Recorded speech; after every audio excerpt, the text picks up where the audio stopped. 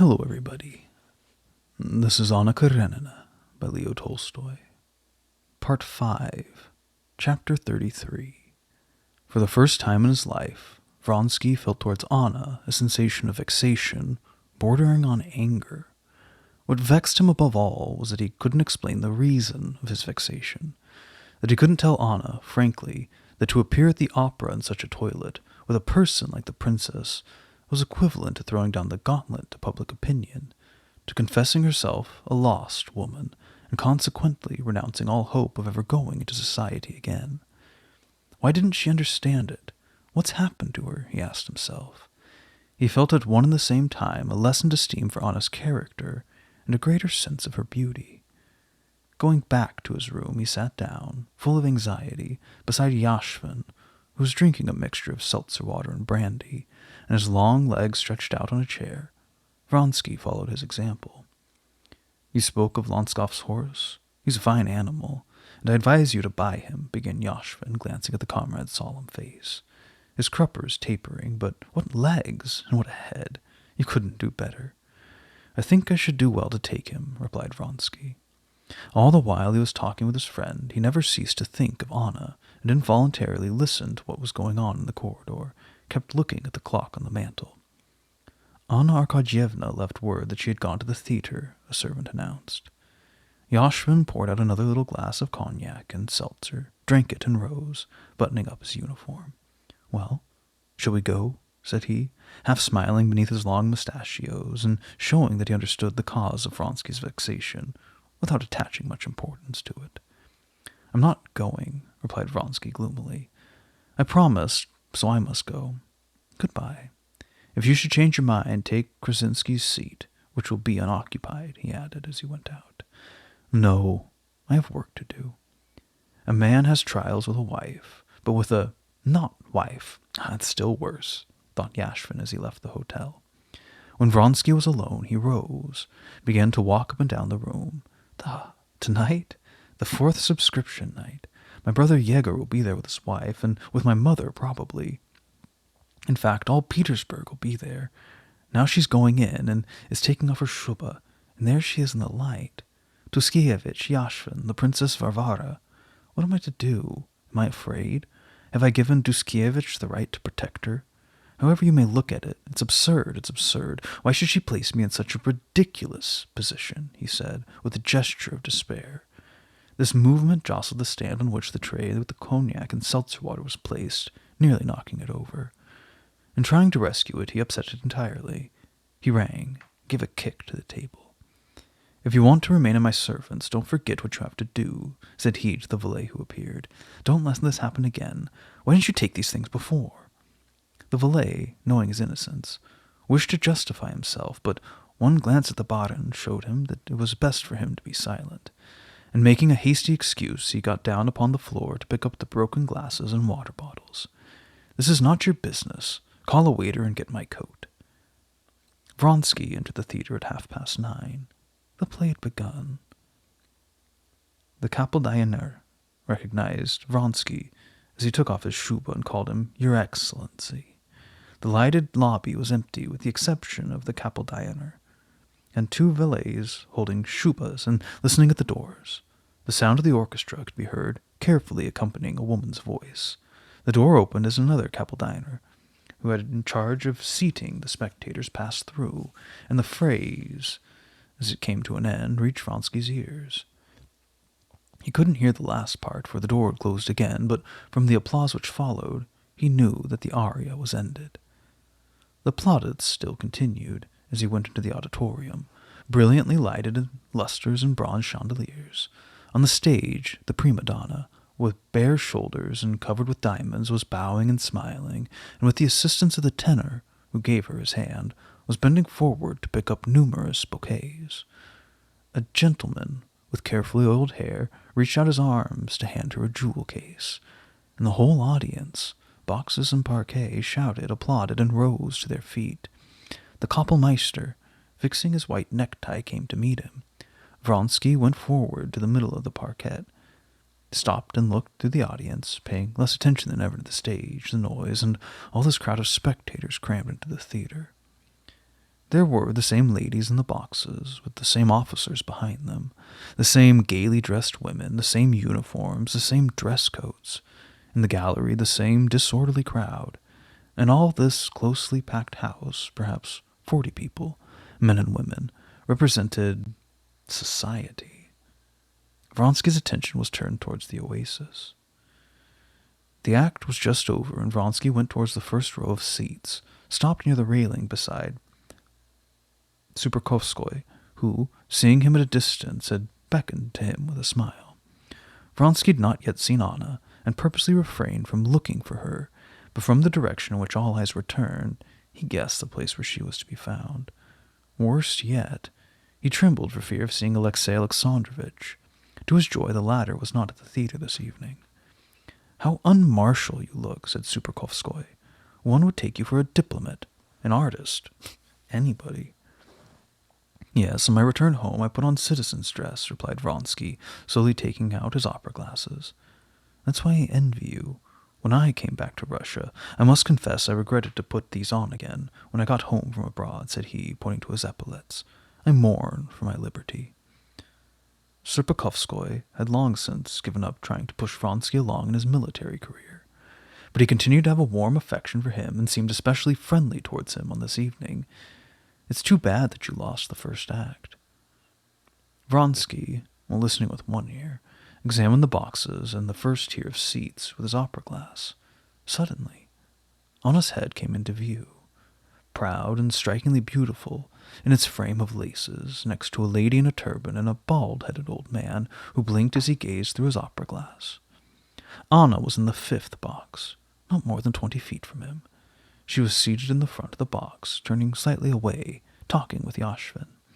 Her neck, her beautiful rich shoulders, the radiance of her eyes and face, all brought her back to him as she looked that evening at the ball in Moscow. But her beauty no longer inspired him with the same feelings.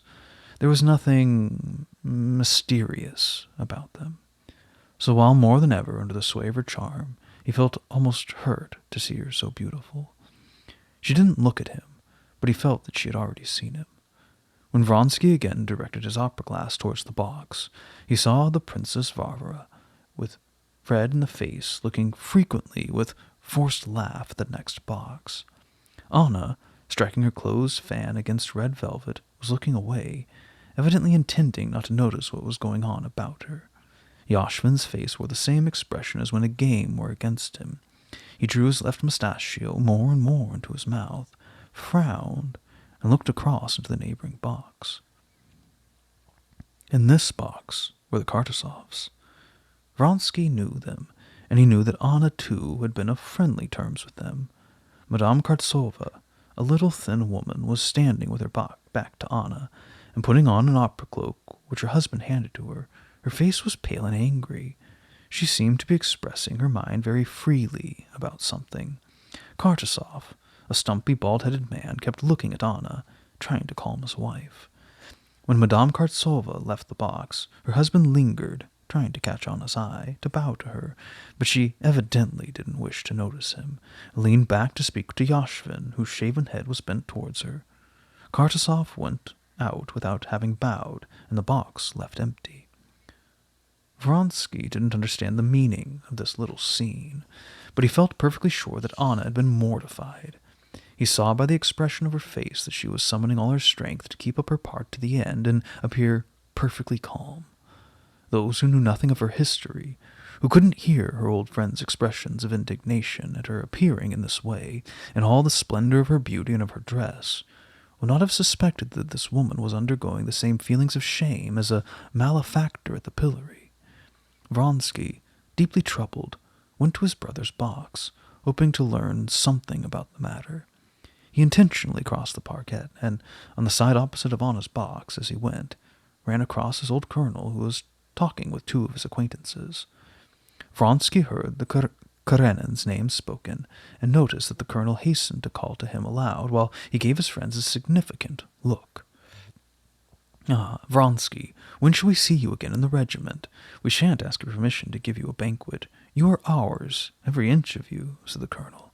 "I shan't have the time now. I'm awfully sorry," replied Vronsky, going rapidly up the steps which led to his brother's box. The old countess, his mother, and her little steel-colored curls was in the box. Varya and the young princess Sorokina were walking together in the lobby. As soon as she saw her brother-in-law, Varya went back to her mother with her companion, and then taking Vronsky's arm, broached the subject which concerned him. She showed him more excitement than he had ever seen in her. "I think it's dastardly and vile." Madame Kartsova had no right to do so. "Madame Karenina," she began. "But what's the matter? I don't know what you mean. What, you haven't heard anything about it? You know very well that I should be the last person to know anything of the kind. Is there a more wicked creature in the world than this Madame Kartasova? What's she done? My husband told me about it. She insulted Madame Karenina." And the husband began to speak across to her from his box, and Madame Kartasova made a scene about it. They say she said something very offensive in a loud voice and went out. "Count, your mamma's calling you." The young Princess Sorokina opened the door to the box. "I've been waiting for you all this time," said his mother to him with a sarcastic smile. "We never see anything of you now." The son felt that she could not conceal a smile of satisfaction. "Good evening, mamma. I'm coming to see you," he replied coolly.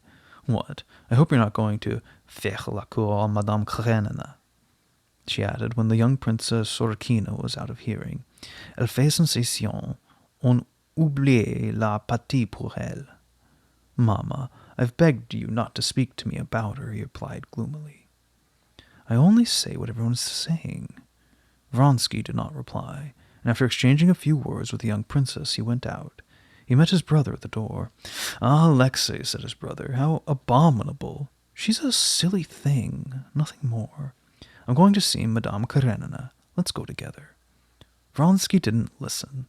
He ran hastily down the steps, feeling that he ought to do something, but he knew not what it was.